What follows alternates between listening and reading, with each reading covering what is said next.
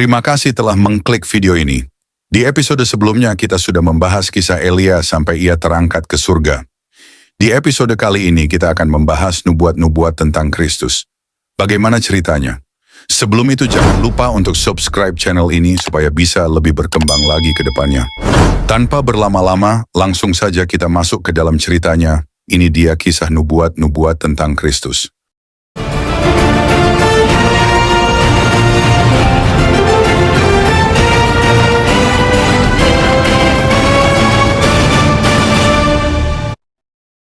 Sesudah Elisa, Tuhan mengutus nabi-nabi lain seperti Yesaya, Yeremia, dan Amos yang setia, memperingatkan umat Tuhan untuk berbalik dari dosa dan penyembahan berhala dan kembali kepada Tuhan yang benar.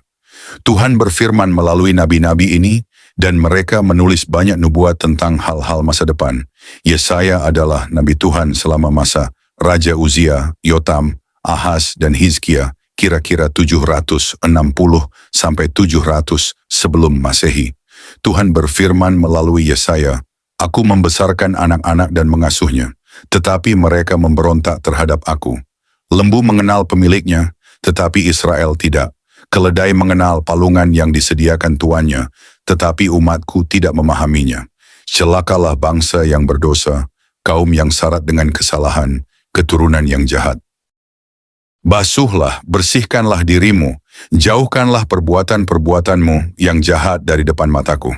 Belalah hak anak-anak yatim, perjuangkanlah perkara janda-janda. Jika kamu menurut dan mau mendengar, maka kamu akan memakan hasil yang baik dari negeri itu. Tetapi jika kamu melawan dan memberontak, maka kamu akan dimakan oleh pedang. Negerimu akan menjadi sunyi, kota-kotamu habis terbakar, dan dari keturunanmu yang akan kau peroleh, akan diambil orang untuk menjadi sida-sida di istana Raja Babel." Yeremia adalah nabi Tuhan selama masa raja. Yosia, Yoyakim, Zedekia kira-kira 630 sampai 590 sebelum Masehi. Dia bernubuat, "Beginilah firman Tuhan, sesungguhnya aku menunjukkan jalan kehidupan dan jalan kematian kepadamu. Siapa yang tinggal di kota ini akan mati karena pedang, karena kelaparan, dan karena penyakit sampar. Tetapi siapa yang keluar dari sini dan menyerahkan diri kepada orang-orang Kasdim yang mengepung kamu, dia akan tetap hidup. Tetapi dia akan menjadi budak di Babylon, sebab aku telah menentang kota ini untuk mendatangkan kecelakaan dan bukan untuk mendatangkan keberuntungan. Demikianlah firman Tuhan. Kota ini akan diserahkan ke dalam tangan Raja Babel yang akan membakarnya habis dengan api." Tuhan berfirman melalui Amos dan berkata, "Aku sendiri akan berperang melawan kamu dengan tangan yang teracung dan dengan lengan yang kuat, dan dalam amarah dan kegeraman, serta dalam murka yang hebat.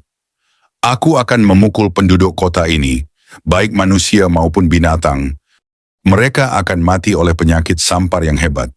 Sesudah itu, demikianlah firman Tuhan, maka Zedekia, Raja Yehuda, dan pegawai-pegawainya dan rakyat di kota ini, yang masih hidup dari penyakit sampar, dari pedang dan dari kelaparan, akan kuserahkan ke dalam tangan Nebukadnezar, Raja Babel, yaitu ke dalam tangan musuh.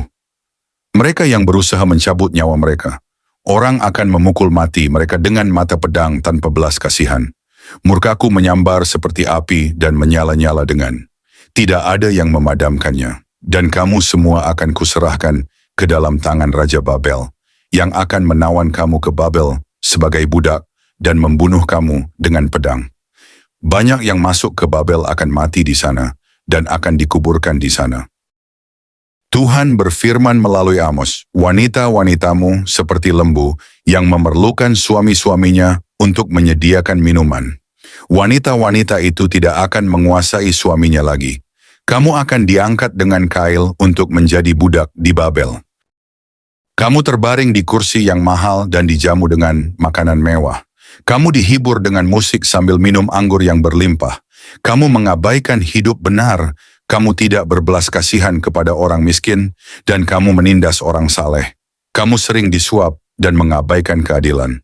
Kamu akan menanam kebun anggur, tetapi musuhmu akan minum anggurnya. Tentaramu akan dibinasakan, dan kamu akan ditawan menjadi budak di negara asing."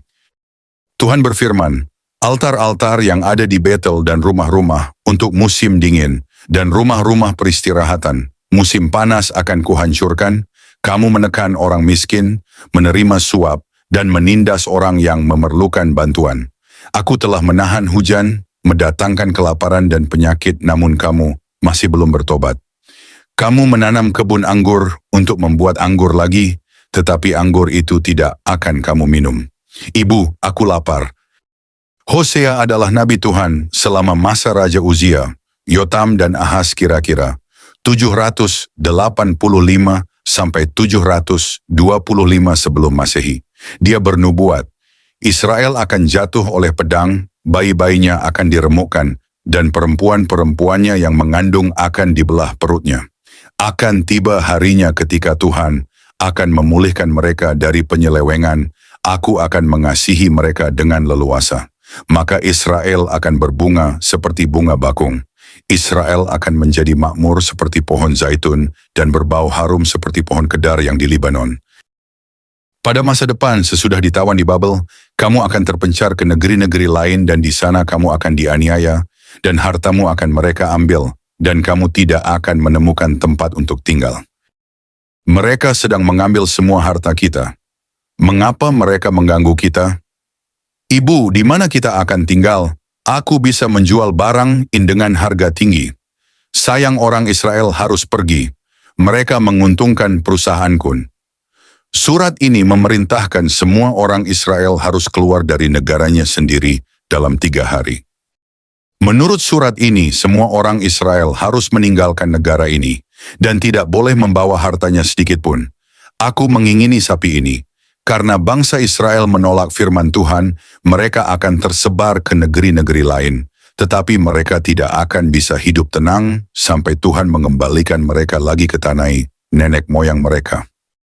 Seluruh negeri Israel akan menjadi puling dan tandus. Dan bangsa ini akan menjadi budak untuk Raja Babel selama 70 tahun. Kemudian sesudah genap 70 tahun, maka Tuhan akan melakukan pembalasan kepada Raja dan bangsa Babel karena kesalahan mereka, dan aku akan membawa sisa organ Israel kembali ke negeri mereka untuk membangun kembali negeri mereka. Yerusalem akan ditinggalkan dan akan dibajak sebagai ladang. Nubuat itu digenapi. Musuh Israel sungguh-sungguh membajak Yerusalem. Tetapi pada hari-hari terakhir, bait suci Tuhan akan dibangun kembali, dan banyak orang Israel akan kembali ke Yerusalem. Nabi Mikha yang hidup dari 750 sampai 686 sebelum Masehi menubuatkan. Dan banyak bangsa akan datang serta berkata, mari kita naik ke gunung Yahweh, ke rumah Tuhan Yakub, supaya dia mengajar kita tentang jalan-jalannya, dan supaya kita berjalan di jalannya, sebab dari Sion akan keluar hukumnya, dan firman Tuhan dari Yerusalem. Dan dia akan menjadi hakim untuk banyak bangsa, dan akan menegur suku-suku bangsa yang kuat sampai ke tempat yang jauh. Mereka akan menempa pedang-pedangnya menjadi mata bajak, dan tombak-tombaknya menjadi pisau pemangkas. Bangsa tidak akan lagi mengangkat pedang terhadap bangsa lain, dan mereka tidak akan lagi belajar perang. Tetapi mereka akan duduk di bawah pohon anggurnya, dan di bawah pohon aranya dengan, tidak ada yang akan membuat gentar, sebab mulut Tuhan yang Maha Kuasa yang mengatakannya. Kita akan berjalan dalam nama Yahweh, Tuhan kita, untuk selamanya. Pada hari itu demikianlah firman Tuhan, aku akan menghimpun mereka yang terpencar-pencar, dan akan kujadikan suatu bangsa yang kuat, dan Tuhan akan menjadi raja atas mereka di Gunung Sion, dari sekarang sampai selama-lamanya. Yeremia bernubuat, Raja Zedekia telah melakukan kejahatan di hadapan Tuhan, tetapi dia tidak akan dibunuh, dia akan dibelenggu dan ditawan ke Babel, dan dipenjara sampai pada hari matinya. Tetapi Zedekia tidak akan pernah melihat Babel, karena dibutakan oleh raja. Babel umat Israel akan ada di Babel selama 70 tahun. Pada akhir tahun ke-770 itu, Babel akan ditaklukkan oleh tentara dari utara, dan sisa umat Israel akan kembali ke negeri mereka untuk membangun kembali kota Yerusalem dan bait suci Tuhan. Setelah masa hukuman itu, Tuhan akan mengampuni mereka dan Yerusalem akan didiami orang Israel selama-lamanya. Bawalah kitab ini bersamamu ke Babel, Dan bacalah itu di depan orang-orang Israel, supaya mereka bisa tahan sebelum kembali ke negerinya. Aku akan memulihkan takhta Daud dan kamu akan kembali dan memiliki seluruh tanahnya. Yehezkiel bernubuat, mereka akan dipencarkan Tuhan ke tengah-tengah bangsa-bangsa lain, di negeri-negeri asing. Tetapi pada akhirnya Tuhan yang memencarkan, mereka juga akan mengembalikan mereka ke negeri mereka.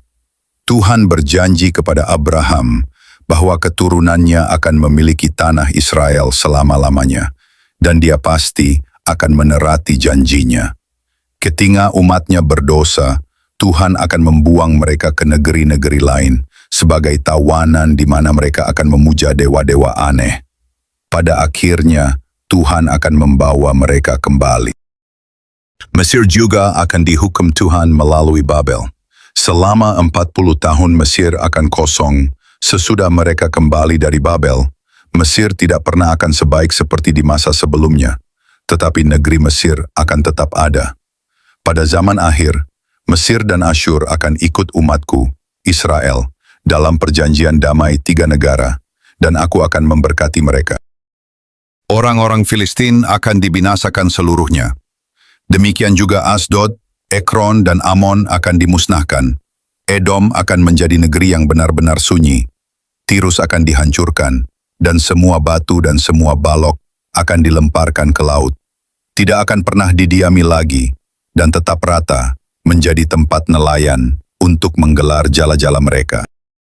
Tetapi Persia, Turki, Ethiopia, dan Libya akan tetap ada sampai zaman akhir. Pada waktu itu mereka akan coba menyerbu negara Israel, tetapi mereka akan tewas di gunung-gunung Israel. Ada banyak nubuat dalam Alkitab dan semua nubuat itu selalu tepat. Kota-kota dan negeri-negeri yang dinubuatkan akan musnah, benar-benar tidak ada. Negeri yang dinubuatkan akan tetap ada, masih ada, sampai pada hari ini. Terima kasih telah menonton sampai habis. Jangan lupa untuk subscribe channel ini supaya bisa lebih berkembang lagi ke depannya. Dan nyalakan loncengnya agar kalian tidak ketinggalan video terbaru dari kami. Dan sampai jumpa di episode selanjutnya.